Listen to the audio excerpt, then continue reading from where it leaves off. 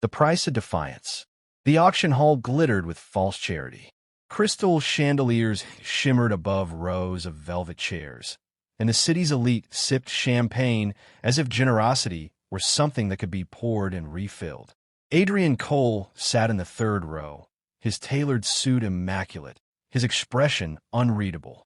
He had attended these events for years, always donating, always applauded, yet never truly seen. Tonight, he felt the familiar emptiness pressing against his ribs. On the stage stood two girls, sisters from the look of them. The older one held herself upright with deliberate defiance.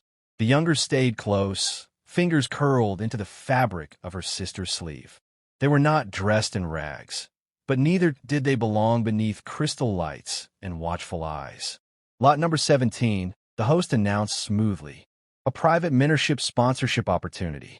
The euphemism did not escape Adrian. Money disguised power in this room. A man behind him chuckled. They'll learn quickly. The older girl lifted her chin. Her gaze scanned the crowd without fear, and when it passed over Adrian, something in her expression sharpened, as if she had already judged him. The bidding began lazily. 500, 300, 1,000. Numbers rose and fell without urgency. Adrian watched the older sister's jaw tighten at every offer. The younger girl trembled, but did not cry. Adrian had not planned to raise his paddle. He did not need another philanthropic obligation. He barely managed the obligations waiting at home. His marriage to Vivian had become a silent corridor of closed doors and carefully arranged smiles. They hosted dinners, posed for photographs, and slept on opposite edges of the same bed. Conversations had reduced to schedules and appearances. He suspected there were other conversations she held elsewhere. The auctioneer's tone grew impatient. Do I hear 200? The room quieted. Interest waned when novelty faded. Adrian raised his paddle. $2, he said evenly. Laughter rippled through the hall. It was not mockery of him. No one mocked Adrian Cole, but amusement at the absurdity of the number. The auctioneer hesitated, then forced a smile. $2. Do I hear higher? Silence answered. Sold. The gavel struck wood, sharp and final. The older girl stepped forward before anyone could usher her away. Her voice carried across the room with startling clarity. You'll regret this, she said. We won't comply. Gasps fluttered like startled birds. Adrian met her gaze without flinching. There was no fear in her eyes, only warning. It was not the threat of rebellion. It was the promise of it. Security moved toward them, but Adrian lifted a hand. It's fine. He rose, adjusting his cufflinks as though nothing unusual had occurred. Up close, he noticed the faint shadows beneath the older sister's eyes, fatigue, not weakness. The younger one watched him carefully, measuring him. What are your names? He asked. The older sister hesitated, then answered, Lena. The younger added softly, Mira. I'm Adrian Cole. We know who you are, Lena replied. There was no admiration in her tone. Outside, the cool night air pressed against the tension. Adrian's driver waited by the car, confusion flickering across his face. Adrian opened the back door himself. We're not property, Lena said quietly. I didn't buy property, Adrian answered. I funded a scholarship. She studied him as if testing the truth of his words. Mira slipped into the car first. After a moment's pause, Lena followed. As the city lights blurred past the window, Adrian became acutely aware of the silence inside the vehicle. It was heavier than the laughter in the auction hall. Lena's posture remained rigid, protective. Mira leaned slightly against her sister, trust placed entirely in her. You think money fixes everything, Lena said suddenly. No, Adrian replied. If it did, I wouldn't be here. She frowned at that, as though the answer unsettled her expectations. When they arrived at his estate, the gates parted with mechanical obedience. The house stood immaculate and imposing, lit like a monument to success. Yet the windows on the upper floor remained dark. Vivian was not home. Adrian felt a flicker of something he refused to name. Inside, the marble floors echoed with each step. Lena's eyes moved across the walls. Paintings, awards, photographs of curated happiness. One framed image showed Adrian and Vivian at a gala, smiling with practiced perfection. "You look lonely," Mira whispered before she could stop herself. The word struck with more force than accusation. Adrian crouched slightly, so he met her eyes. "Sometimes," he admitted. Lena's expression shifted, not to sympathy, but to curiosity. A phone vibrated in Adrian's pocket. He glanced at the screen. A message from Daniel Ross. "She's with me. We need to talk." The words were simple, but the implication hollowed him. Lena noticed the change in his face. "Something wrong?" Adrian locked the screen, his composure returning like armor sliding into place. "Nothing I didn't already suspect." He straightened, looking at the two sisters standing in the center of his carefully constructed world. "You said I'd regret this," he said quietly to Lena. "I meant it," she replied. For the first time in years, Adrian believed regret might not be the worst thing waiting for him. Upstairs, a door clicked shut in the empty house, though no one had touched it. And Adrian understood that the auction had not been the beginning of control. It had been the beginning of exposure. And some truths, once uncovered, refused to stay silent. Fractures beneath the surface. Morning arrived without warmth. Adrian had slept little. The message from Daniel lingered in his thoughts like an unfinished sentence. "She's with me. We need to talk." It confirmed what suspicion had whispered for months. Still, confirmation carried a sharper edge than doubt. Downstairs, Lena and Mira sat at the long dining table, untouched plates before them. They had not explored the house, nor had they spoken much. Their stillness felt deliberate, as if compliance would signal surrender. "You don't have to sit like guests awaiting permission," Adrian said evenly, taking his place at the head of the table. "We're not guests," Lena replied, "and we're not staying." Her certainty might have irritated another man. Instead, Adrian recognized something familiar in it, the instinct to survive without reliance. "You will," he said calmly, "until you decide what comes next. The scholarship includes housing." Mira glanced between them. "Why?" she asked softly. The question was simple, but it demanded honesty. "Because someone once helped me when they didn't have to," Adrian answered. It was not the entire truth, but it was enough.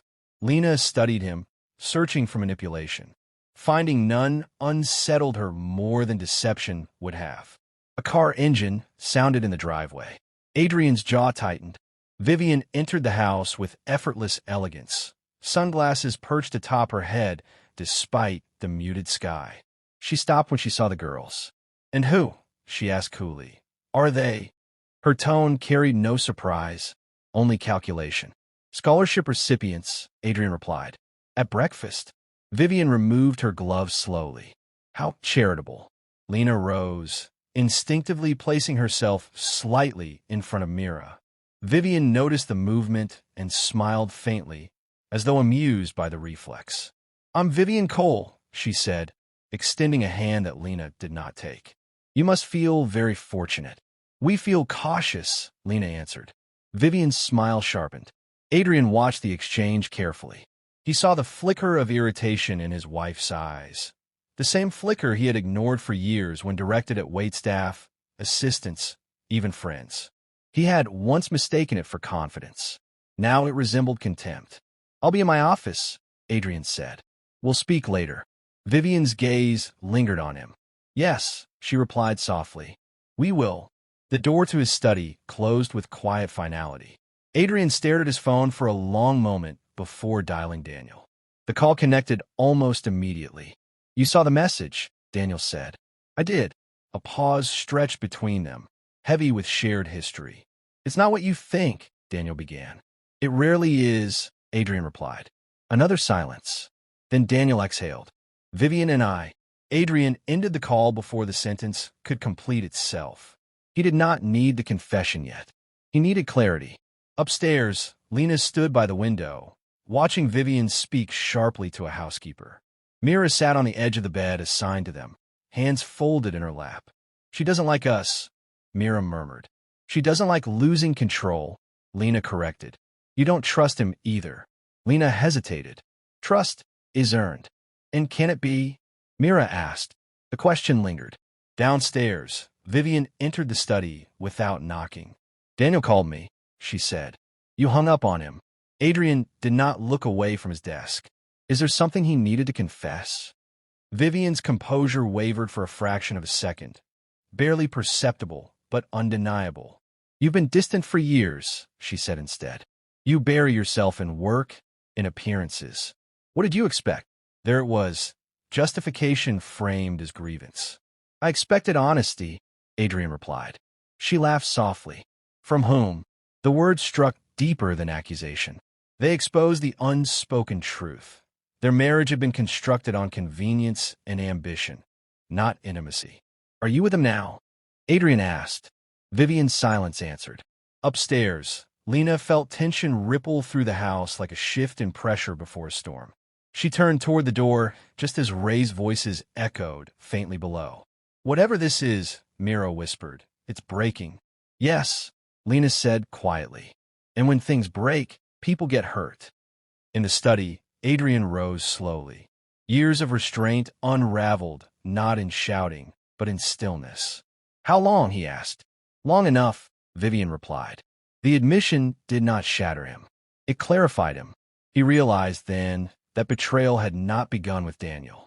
It had begun with indifference, with two people choosing silence over confrontation, distance over vulnerability.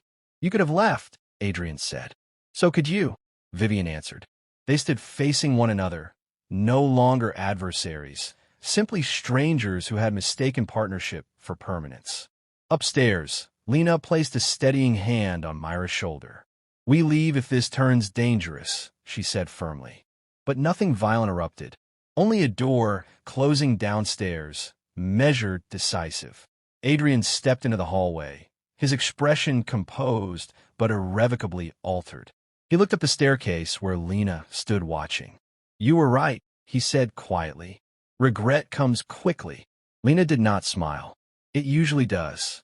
For the first time, there was no hostility in her voice, only recognition. In that moment, the central truth emerged plainly. This house was not divided by the presence of two defiant girls. It had been divided long before they arrived. And as Adrian felt the weight of betrayal settle into certainty, he understood that exposure was only the beginning. The real reckoning had yet to unfold. The cost of truth. The house no longer pretended to be whole. By evening, silence had replaced confrontation, but it was no longer the brittle quiet of avoidance. It was the stillness that follows exposure, when pretense collapses and nothing remains but fact. Adrian stood alone in the living room, staring at the photograph above the fireplace. Himself and Vivian at a charity gala, framed in gold, smiling a future neither of them had protected. He removed the frame from the wall and set it face down on the mantel. The gesture felt neither dramatic nor bitter. It felt accurate. Upstairs, Lena paced slowly while Mira sat cross-legged on the bed. "We shouldn't stay," Lena said. "This isn't our battle." Mira looked up, but he didn't lie. Lena stopped walking. Not yet. She had learned to measure men by consistency, not charm. Adrian had not raised his voice. He had not deflected blame. But betrayal altered people in unpredictable ways. Pain could harden into cruelty just as easily as it could soften into remorse. A knock at their door interrupted her thoughts. Adrian stood on the threshold, not entering without invitation.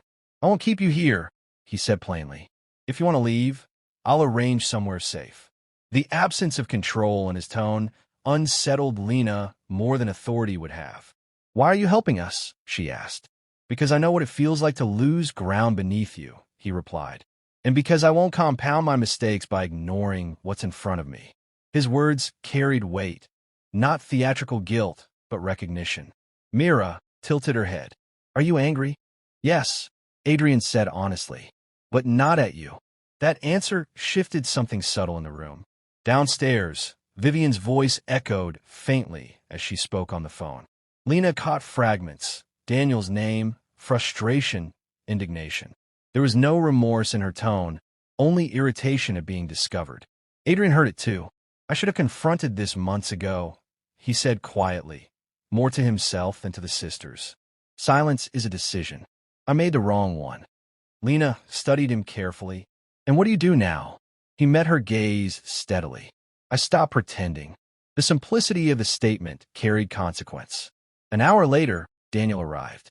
He entered without waiting to be announced, familiarity granting him access that now felt invasive. His eyes moved from Adrian to the staircase where Lena and Mira stood partially visible. So it's true, Daniel said, tension lacing his voice. You know, I do, Adrian replied. Vivian descended the stairs slowly, composed as ever. This doesn't need to be theatrical, she said. We're adults. Adults accept responsibility, Adrian answered. Daniel ran a hand through his hair. It wasn't planned. No betrayal ever advertises itself, Adrian said calmly. There was no shouting.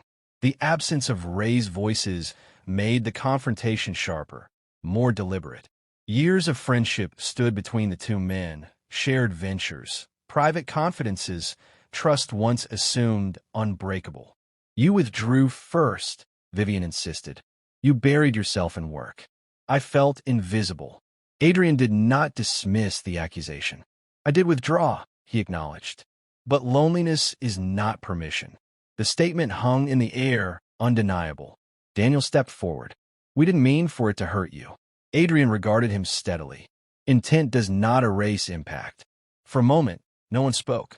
The truth required no embellishment. Lena watched from above, her grip tightening on the railing. She recognized this moment.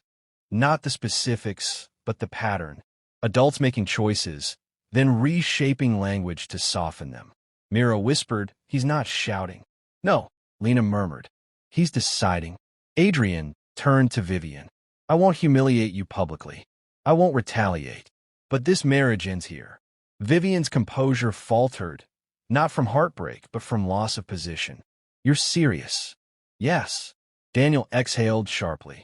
Adrian, our friendship ends with it, Adrian finished.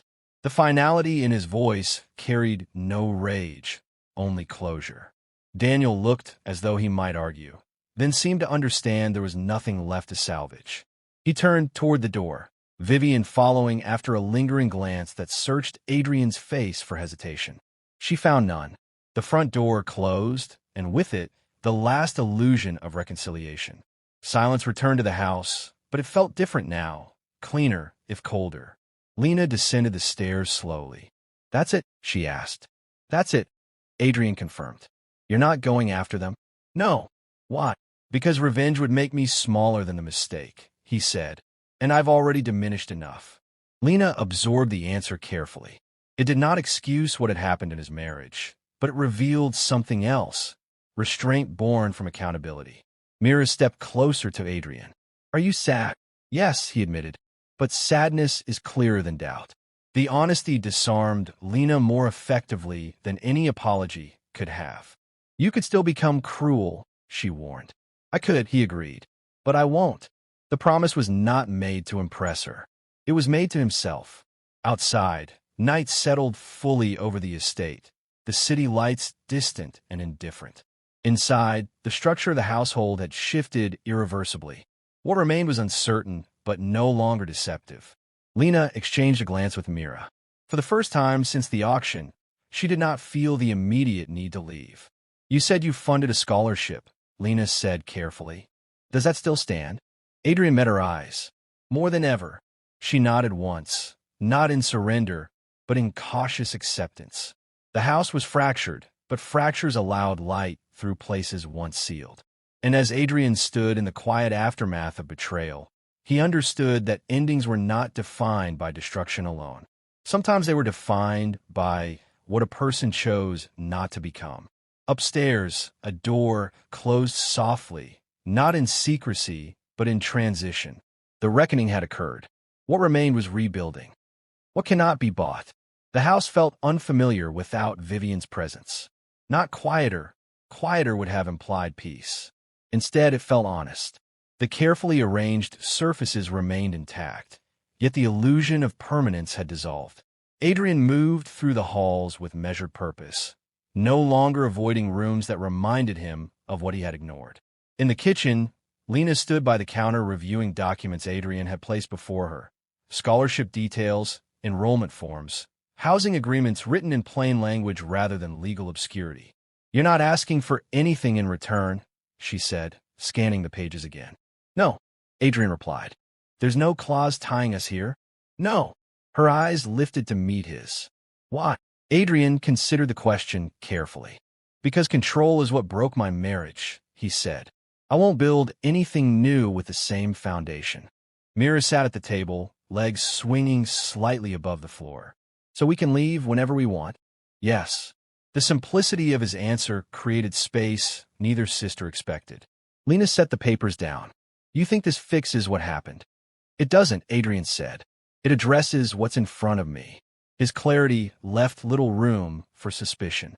Outside, legal documents were already in motion.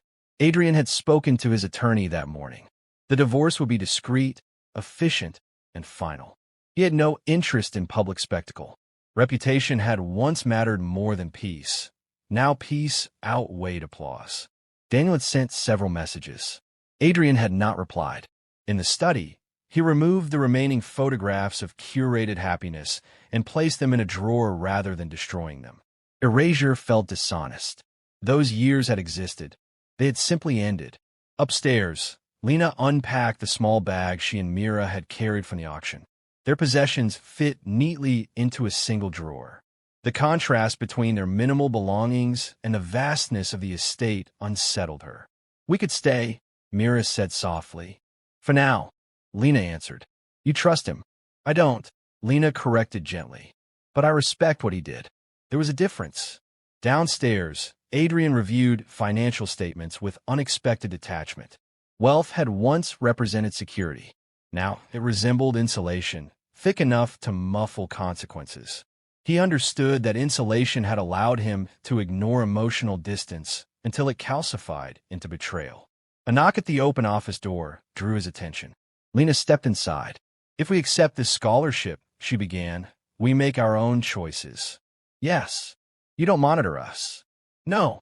"You don't expect gratitude." A faint, almost weary smile touched his expression. "Gratitude isn't enforceable." Her shoulders eased slightly.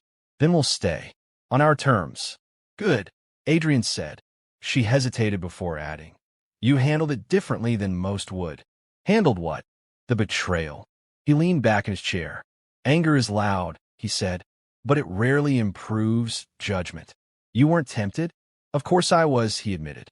"But retaliation would have kept me tied to them. Ending it set me free." The statement carried no triumph, only understanding.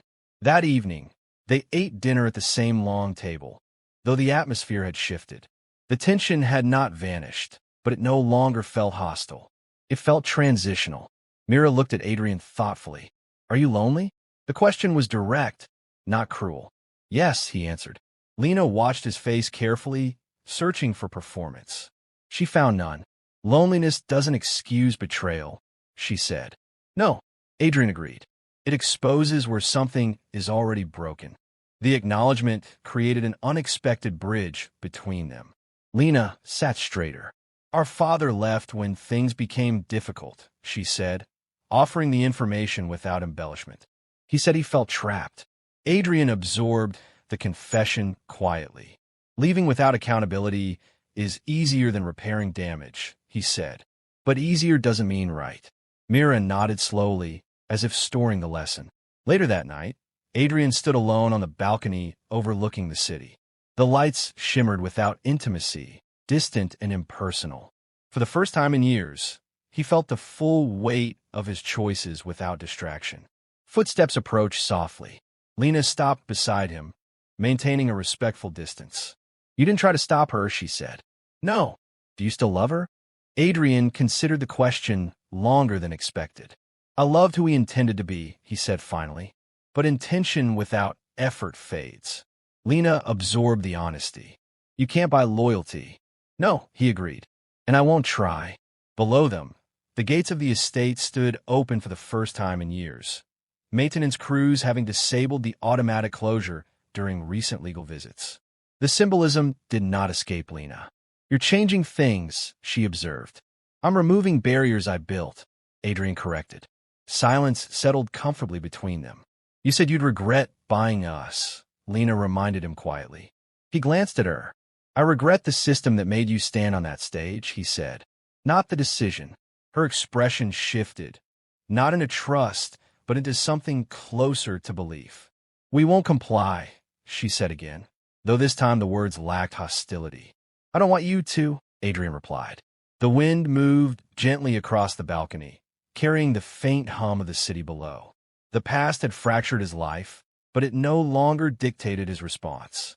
Inside, Mira's laughter drifted faintly from the hallway as she explored a shelf of books she had been given permission to claim. Lena looked toward the sound, then back at Adrian. This isn't a rescue, she said firmly. No, he agreed. It's an opportunity. She nodded once, satisfied with the distinction. As the night deepened, the estate no longer felt like a monument to control.